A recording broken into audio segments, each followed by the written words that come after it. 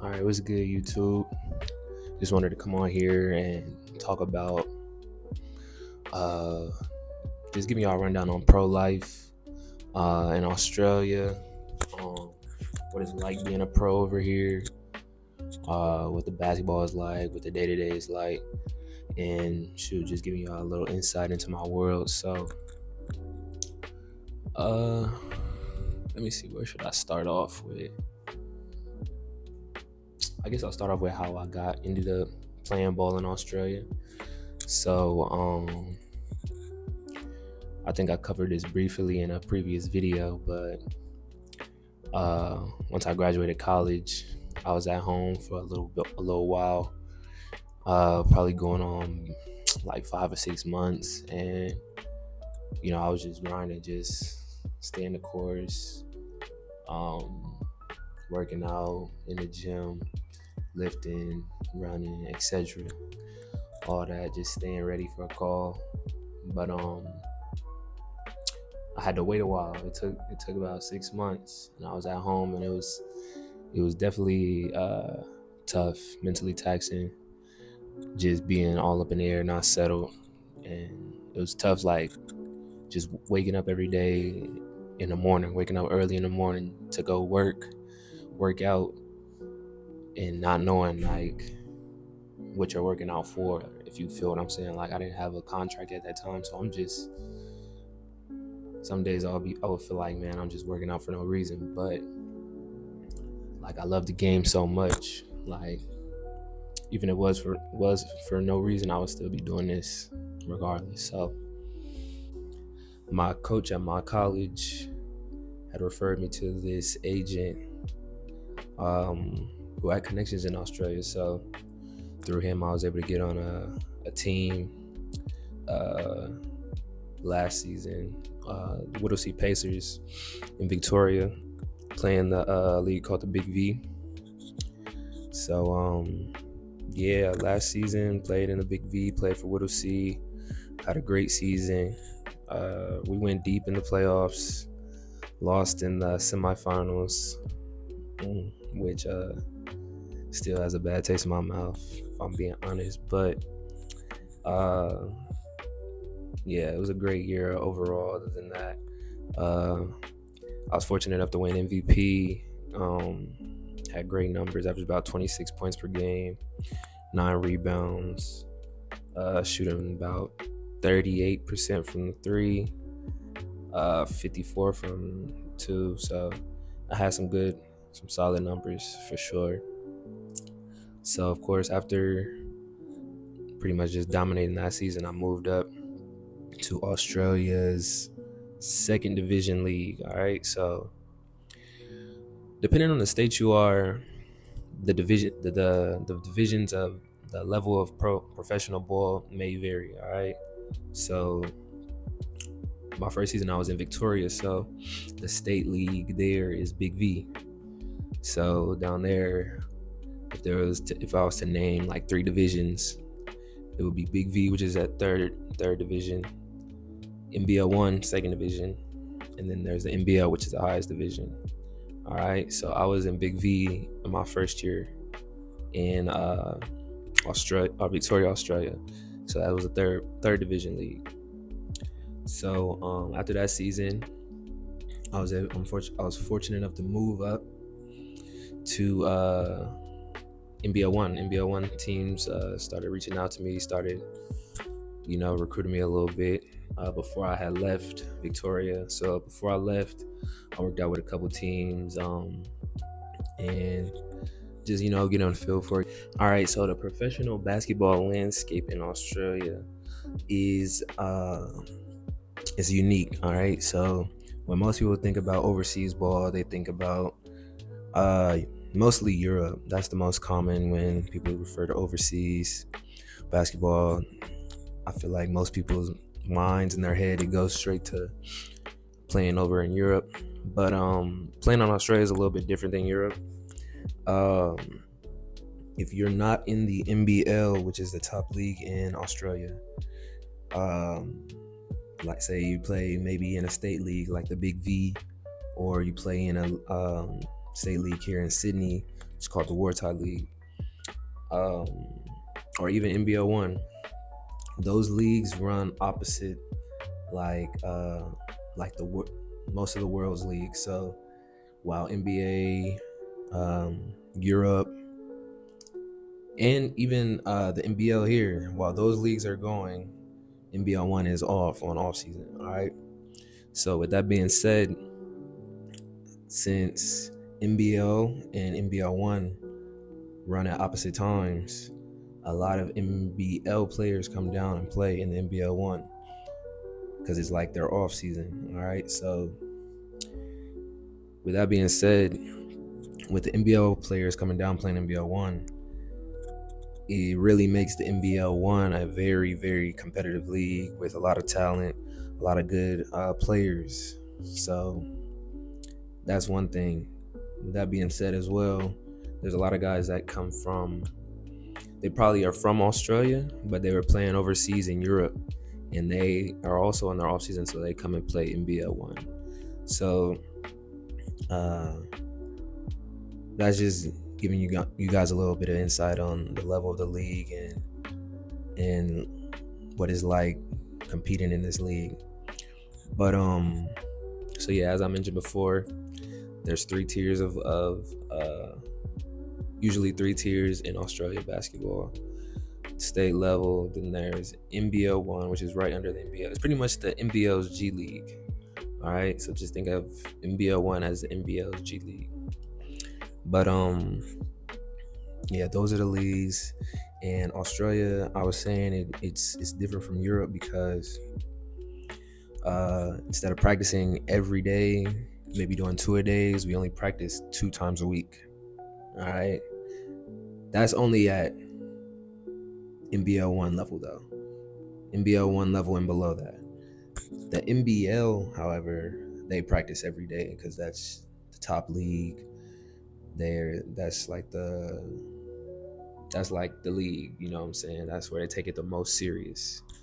All right, so but NBL One, the league I play in currently, we only practice 2 times a day, or no, 2 days a week. Sorry about that, only 2 days a week. So with that comes a lot of free time. So you just, honestly, for me, the biggest thing is just managing my time wisely, putting my time into the right things. So the days I'm not practicing, and the club does a good job of keeping like us busy, like me as import, I'm always busy, like coaching or just doing promotional stuff for the club. But shoot, on the day-to-day, probably have clinics I have to run.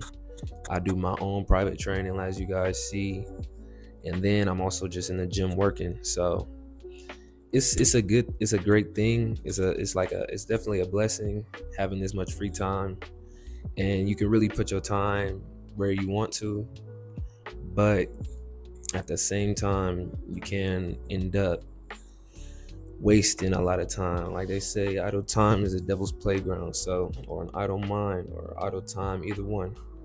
So it's like 6 in one hand, half a dozen in the other. You just got to choose your time wisely. But in my opinion, I enjoy it because it gives me the time to do the things that I really want to do, like YouTube.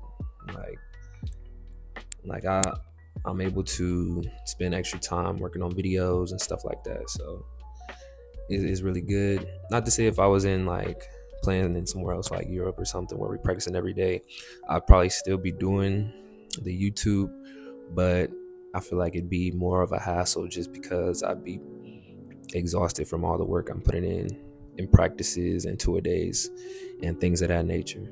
Like I was saying before, this is NBL One is the second division league in Australia. So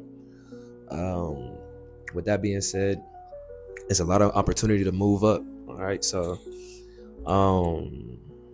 like in this league, there's, like I was saying this before, there's several dudes that are playing in this league that play NBL One or NBL. So and they go back and forth. We have some pretty I compete in the NBL One East in Sydney, so we got a couple Sydney King guys on our team, a couple guys from Illawarra Hawks. So yeah, man, like it definitely has opportunities for guys that dominate this league to move on to bigger and better leagues, better opportunities, stuff like that. That's why after my last season, I really pushed. I was talking to my agent. I was just letting him know, like, yeah, my next step after Big V, I feel like I accomplished everything I needed to accomplish in that league. My next step was to get in the NBL One and really just make that push to make a jump. You know what I'm saying? Because like my goal is to take this thing as far as I can take it. So I'm just keep pushing and pushing and pushing, like every chance I get. So in terms of moving up, this league definitely has the exposure, the resources for like players, like just for anybody. Like if y'all thinking about coming to Australia, like it's definitely the basketball scene and market over here is definitely good.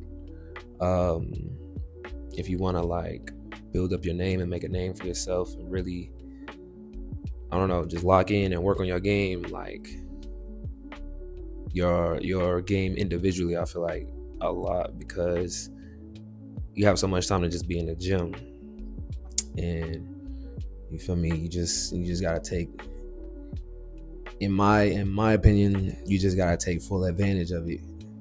Like there's no reason why you shouldn't be in the gym if you're playing over here and you only practice 2 days a week. That's just me. But yeah, man, it's a good spot, NBL One, good spot to get your name out there, and it's a good league to catapult your career in, for sure.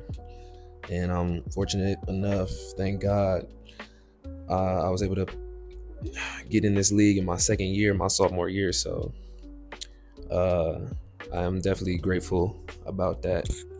All right, so in terms of living and accommodations and things like that, it varies from club to club. So last season I was in the Big V. All right, so probably not as a well-funded league as the NBL One is, but it varies from club to club, like I said. So last season I was staying with a host family. Shout out to my host family. They still be showing love. They still be pulling up the games. Shout out. That's like my Australian home. Big shouts out to them. They be showing so much love. I'm so grateful to them. But yeah, I stayed with a host family last season. And me personally, I enjoyed it a lot. They showed me around Victoria, around the city. They just really like welcomed me with open arms, took me in as one of their own. So like they always gonna be like part of my family now. And like it's even to the point where they visited me like on several occasions, come to my games this year, even though I'm not in Victoria anymore. They've come up to games and driven up and stayed for the weekend and taken me out. So it's nothing but love, like between me and the host family from last year. But yeah, so last year I was with a host. I stayed with them. The club was able to give me a car as well, so I was pretty comfortable my first year.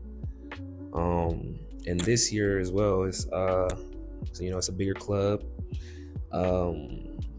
So me and my other import roommate, we have an apartment that we share. We roommated, 2-bedroom apartment, and it's a good setup as well. Like very nice, very calm area. We also share a car, and yeah, man, it's a good setup. Like, and I can't speak for all like clubs because everybody has their different situations with clubs. But from my perspective, I've been pretty well taken care of in Australia. And that's what everybody was telling me before I came out here. Like they was saying, "Oh yeah, you gonna love Australia. They do it right over there. They take care of their guys. They don't send payments late or try to short players or nothing like that." So, and all that stuff is held true. So, in terms of the business aspect and the teams holding true to their word and all that is definitely good. And this season I'm playing for the Hills Hornets in Sydney, Australia.